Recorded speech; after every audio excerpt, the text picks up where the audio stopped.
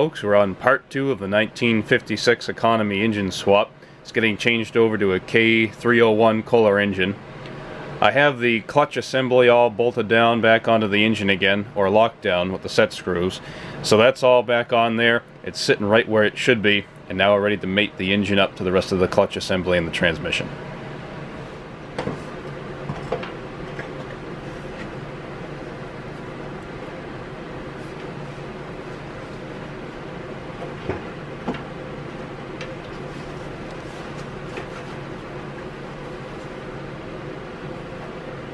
I also remembered to put the belt on here for the hydraulic pump too, because if you forget that, you have to split everything apart again to get that belt ran through. Alright, so our clutch spline slid on real nice. Now the only thing I got to do is put all my bolts back into the bell housing, providing the holes line up, and tighten everything back down again. Well, I can tell you one thing, I'm getting darn good at splitting these things apart over and over again. I got everything back together, I put it into gear, and it wasn't clutching until the pedal was that far down, which is already pushed past the side of the steering box. Well, it turns out that the fork, the clutch fork, that's all play in the fork on the rod. So either the roll pins are worn out or the holes are worn out in the rod. If so, I'll probably see if I can drill it just to the next size up roll pin, push new roll pins through it, and hopefully that'll tighten everything up. I did knock this one out over here, and if you can see that, it looks more like the end of a nail than it does a roll pin. So I gotta see if I can knock the other one out, slide the pedal out of here. More than likely I'll have to take this housing off of here because it's gonna end up hitting the steering column, and then we can see what that shaft looks like where the fork goes over it. So aside from having a nail on one side of the clutch fork, found out the other problem was the roll pin that was still left in there was broken in 3 different pieces, so that was causing it to have all the play and move on the shaft. But what I am going to do is I'm going to end up drilling out these holes to 1/4 inch. They take 7/32 roll pins, which I don't have here. I have 1/8 inch and 1/4, but nothing in between, and I think I got 3/16 too. So what I'm going to just do is drill them to the next size up, put the roll pins in, and that way with a little bit bigger of a size, putting a drill through it, it should take up any extra play from wear over the years.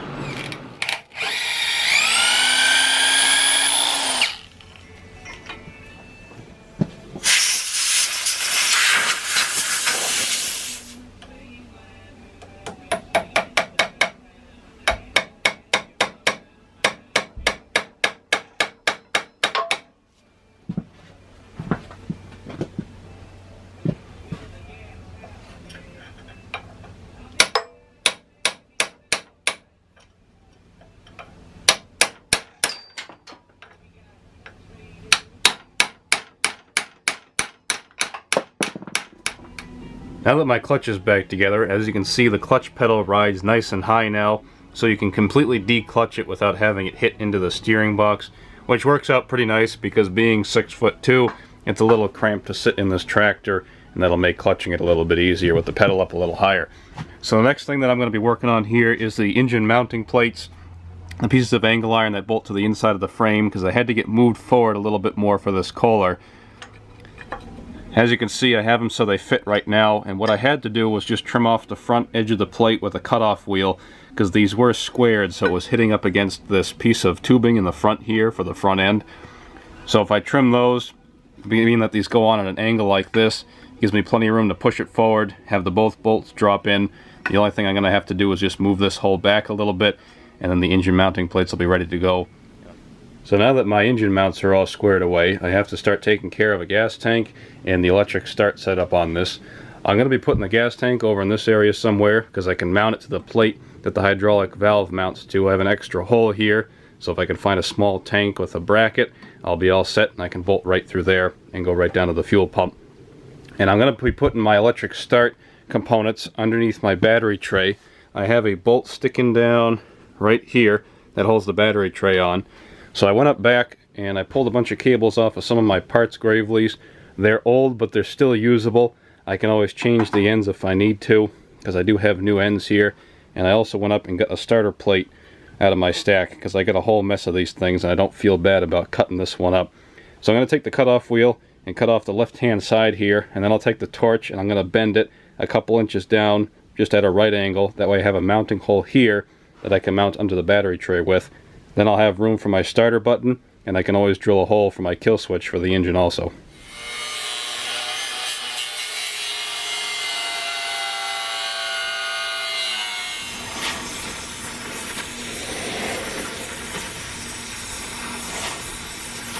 Alright, change of plans, folks.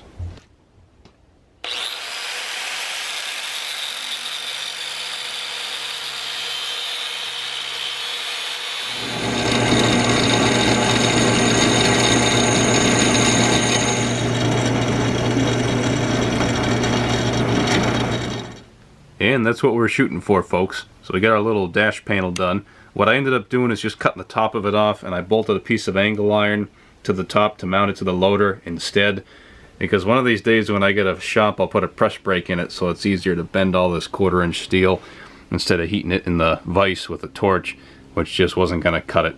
So I got a key switch in there to turn my power onto the coil, the starter button there, which gets rid of the solenoid, keeps it really plain and simple. So far the key switch is the only new part I've used on this, so we're doing pretty good. I got my wires ran down to the coil and the starter. I'll neaten them up as time goes. Once I get the voltage regulator in place, I can run some wire loom around them. So the battery and the ignition system's all squared away. The last thing I have to do to this thing tonight is put the gas tank onto it. So I went up back and I pulled the tank off of a 4-horse Tecumseh from a snowblower.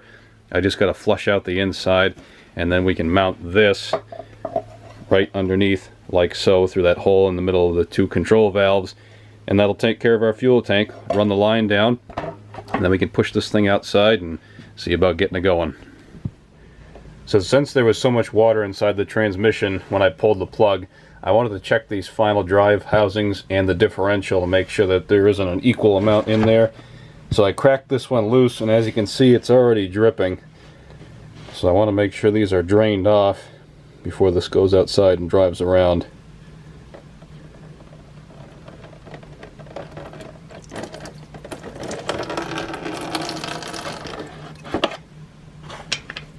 That's good enough.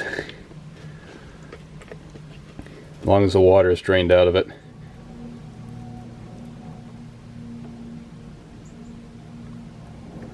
Luckily that doesn't have any water in it.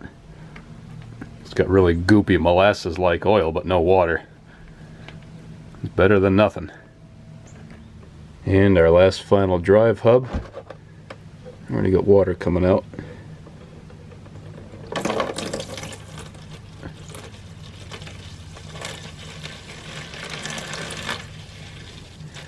And that's why you check this stuff when it's been sitting outside for so long. That's an impressive amount of water in there.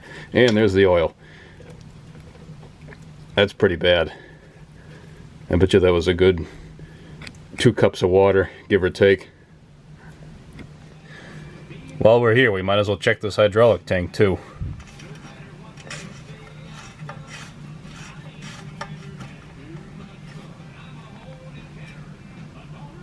Well, it's either clogged or there ain't nothing left in the tank. I reckon we're a little bit low on hydraulic fluid.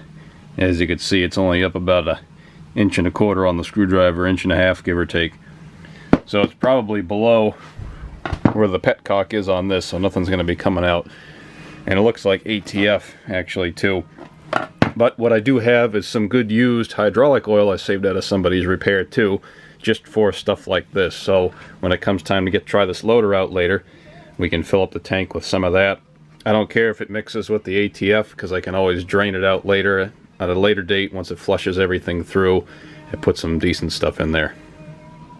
Gas tank is all mounted and plumbed in. I didn't put a big tank on this because I didn't plan on driving this thing much more than what that can hold right there. I got my fuel line all ran down. Everything's down to the pump. You can also see that I got my air cleaner housing on there, and luckily enough everything just clears on the loader, so that worked out pretty well. So now it's time to roll this thing outside and see about getting it fire up.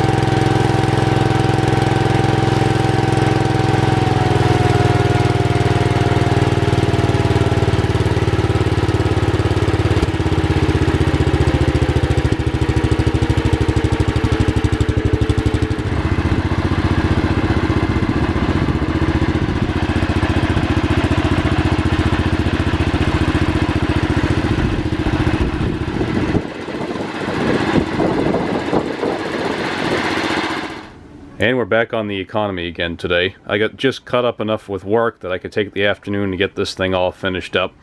So we get a little bit more work to do on the hydraulics before the bucket goes on and we hook up the hydraulic pump. I got to tighten up the front end, specifically the wheel bearings, because they got a lot of play in them, like so. So those have to get snugged up a bit. Steering box has got to get greased and snugged up for what I can do for the time being. I got to see if I can rig up some sort of shifter boot on the shifter to keep more water from getting in there. And I also found a good used voltage regulator, which I think will work. If not, at least we can make the bracketry and get all the wiring ran, and when I get a new one in here, we can mount that up. So aside from that, that's about all we have left on it. So let's get this sucker finished up. This here is my voltage regulator. I got this off of a battery box on a commercial series Gravely. It's a newer replacement one, and I checked the prongs with my meter, and from what it's reading, it should be good. Like I said, if not, they all have the same spades and the same bolt pattern.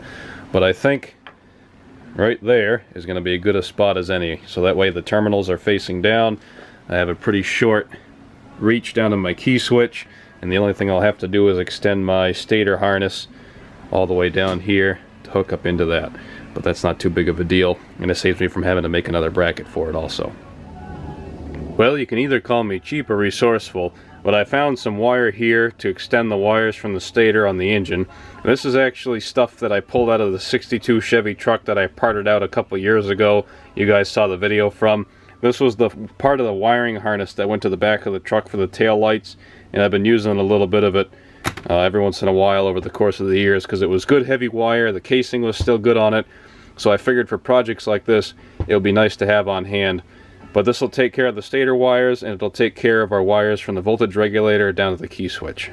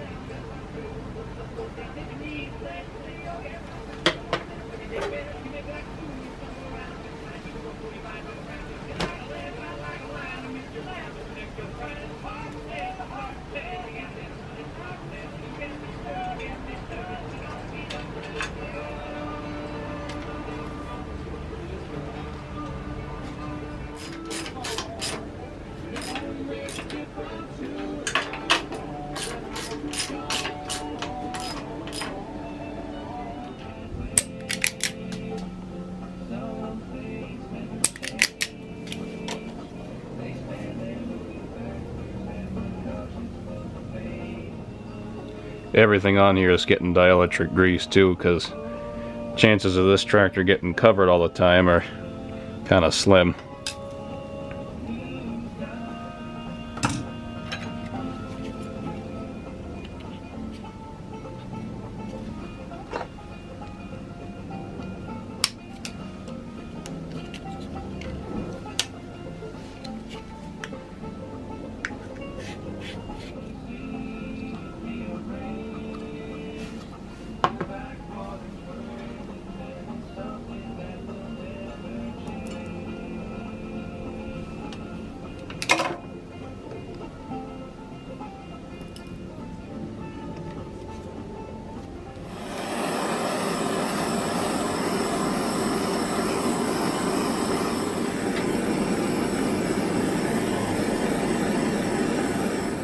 So now I've got enough wire length, I can lay this right along the harness that I already started here.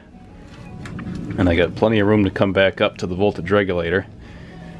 And then, like I said before, I can run some wire loom around this and zip tie everything back. That way it dresses it off real nice.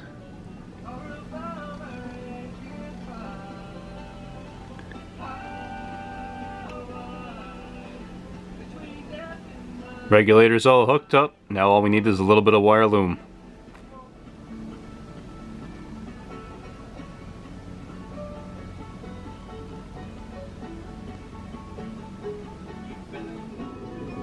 As for the hydraulics, I do have to replace the other street elbow that goes into the bottom of this piston. It's cracked in the same spot that the other one was broken off, so I don't know if these had water in them and they split, if somebody hit something into them, or if they were just crappy cast elbows to begin with. So I picked up one of those so I can replace that. I'm also going to see if I can drain off the rest of this hydraulic reservoir. The outlet line, I believe it is, if I'm not mistaken, comes out the very bottom of the tank, so I can pull the hose off of the spur fitting and see if I can drain off the rest of the junk that's in there for ATF, so I can top it off with some good used hydraulic fluid instead. That's going to get taken care of. Some of the lines on the front for the bucket are loose, the fittings, so I got to pull the line off, tighten the fittings up to make sure it doesn't leak. And I know you guys haven't had a real close look at this loader yet, so I'll just scan over it really quick so you can see it. As somebody had a tubing bender and a lot of rebar and plate kicking around apparently.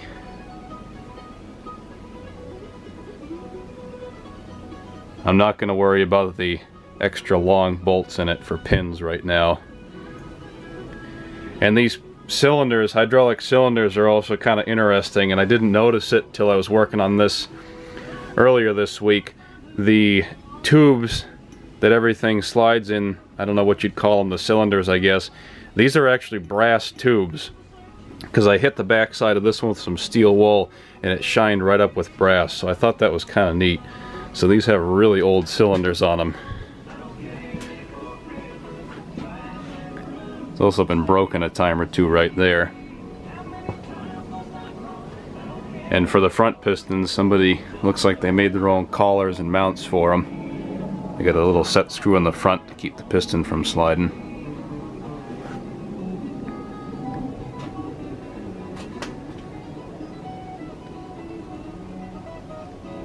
Street elbow below is fixed just like the other side, so that's all taken care of. I was also going over all these lines, and the majority of them, probably 2/3 of all these connections, were loose.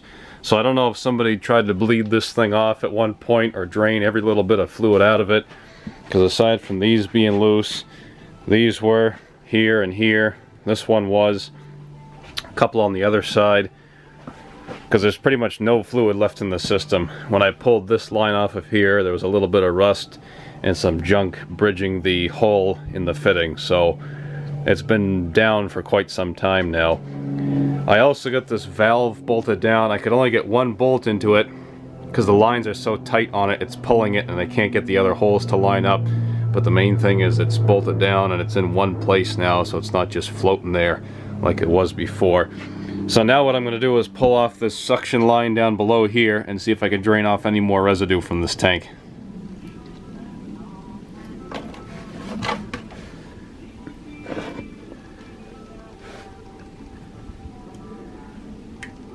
Yeah, it's some pretty bad stuff. It looks like ATF with a whole bunch of water mixed in. And I know when I pulled the line off to change the street elbow, it puked out some of this and some water at the same time. So that really doesn't surprise me too much. As you can see, there was some pretty bad stuff inside of the tank. There was a pretty fair amount of water that splashed out with some of the ATF. So hopefully, with any luck, my hydraulic pump underneath here is still good and nothing froze inside of it or the water got to it or anything like that. But we'll find out in due time. So I went and I rounded up all my used hydraulic fluid. I have maybe a gallon here that I drained out of somebody's repair, and I have that blue bucket over there with a gallon or so that came out of my Kubota when I changed the hydraulic oil in it about a year or so ago. And that'll be more than enough for us to at least get enough in this tank and to work this loader around.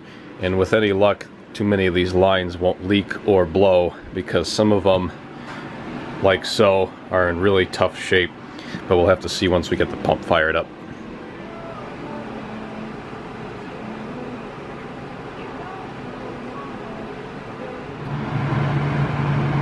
Last thing I have to do before this takes its next escapade outside is get these front wheels tightened up, because they have taper roller bearings in the hubs. And as you can see, hopefully, there's actually quite a bit of play in them, which is causing the steering to be a little bit wonky.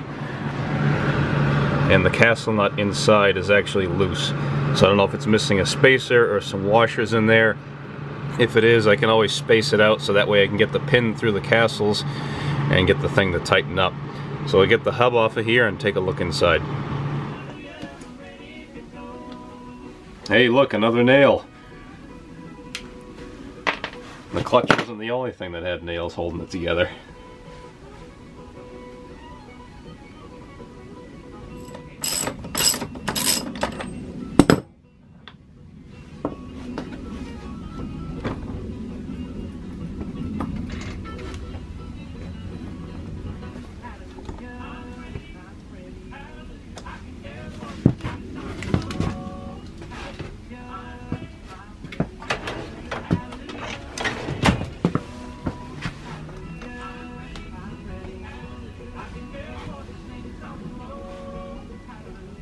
Bearing's not in too bad a shape. Grease is a little sticky from being real old.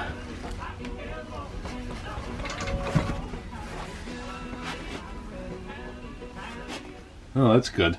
So the back bearing is a ball bearing, and this is the inside race for the ball bearing. So hopefully you can see the silver balls in there is the ball bearing, and this little piece here, which came off on the axle, is the race that sits in like that. So obviously the back bearing is junk, but regardless whether it is, it's going to go back together because I don't have any of those here. So we're just going to grease the heck out of it and put it back on there, make some spacers for the castle nut so that way the pin grabs it, and that'll be that for the time being. So I got a 1/4 inch spacer in behind the castle nut here, so I was able to tighten down my wheel bearing. Everything's spinning nice and smooth, and I don't have any more side to side play in my wheel anymore. And it spaced the castle nut out just far enough where I can get a cotter pin into it.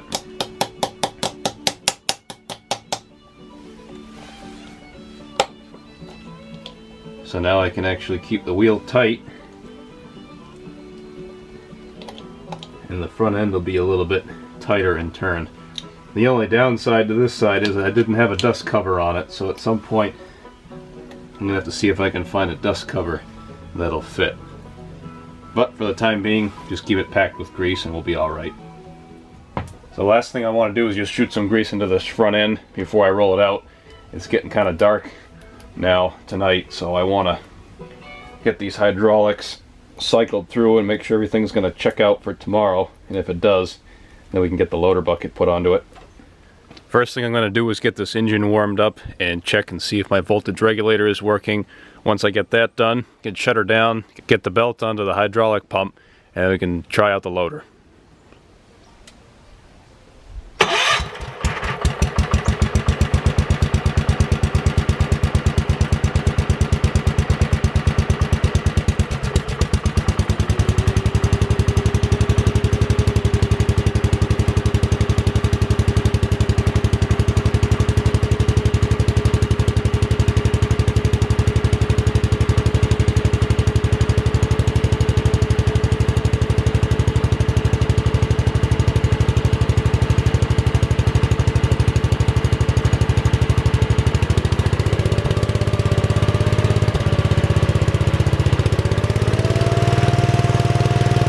Belt's on the hydraulic pump, so we'll fire it up, and with any luck, we won't blow any lines.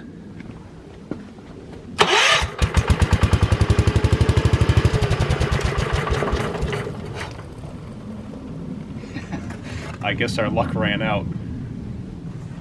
Well, we definitely blew a line. We know the pump's working, that's for darn sure. Of course, I had the cardboard I brought out in the wrong spot. Alright folks, you could take a break. I gotta get some Speedy Dry. Making a pretty good mess tonight, so get a load of this. This is the hydraulic line that blew. I just unbolted it, or undid it from the block, control block, and I went to bend it over and it just it just broke right in half. So that was a long time coming, I guess. That sucker's been rotted out and rusted out for quite some time. I do have another line here that I had on the shelf that I think will fit. It's got a 90-degree end, but I'm sure I can get it into the fitting somehow. Of course, now this makes me a little more weary about the rest of the lines on this thing blowing. But we've already made this much of a mess tonight, so let's change out this line and see what it'll do again. course, I don't have the fittings to get into this pump, but somebody was smart when they designed it. The one on the right is pipe nipple. The one on the left there, I think, is JIC, or whatever the thread is with the O-ring on it. So that means I can use this fitting here and get into my hose. Alright, we're on round 2. I'm keeping you guys outside because that's an expensive camera. Hopefully I don't plaster anything else with oil in here if something happens. And just to be safe, let's see.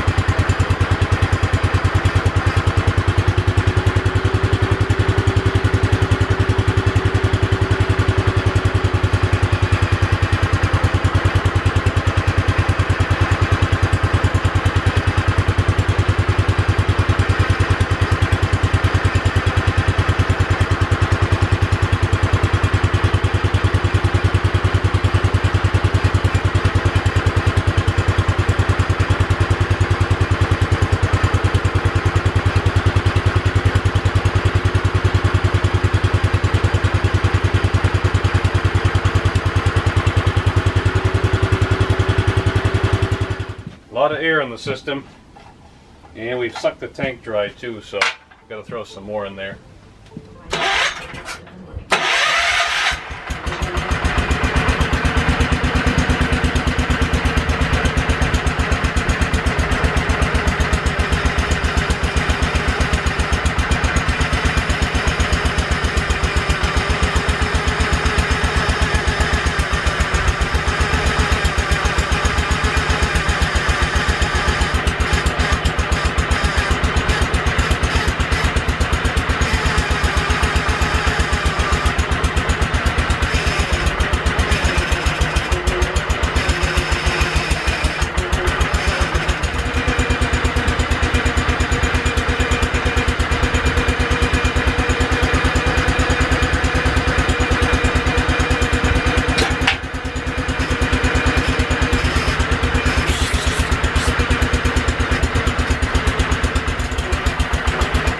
Other bucket piston's having a hard time moving.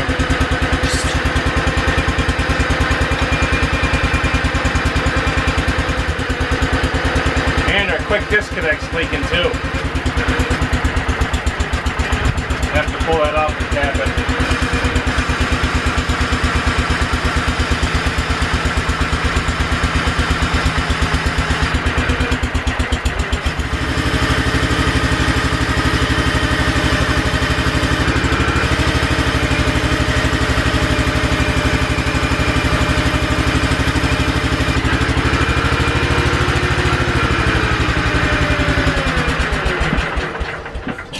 Alright, that's enough for tonight.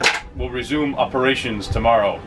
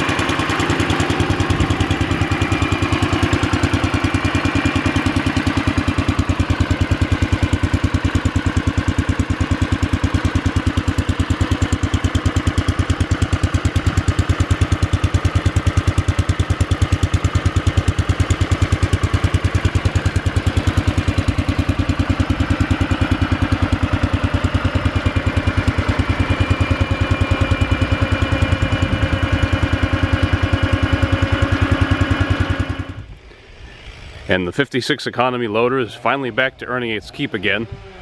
It's nice to see this thing running after sitting so long. This morning I ended up taking it out of the garage and I got the rest of the hydraulics working, put a little bit more fluid in the tank, got the bucket attached to it.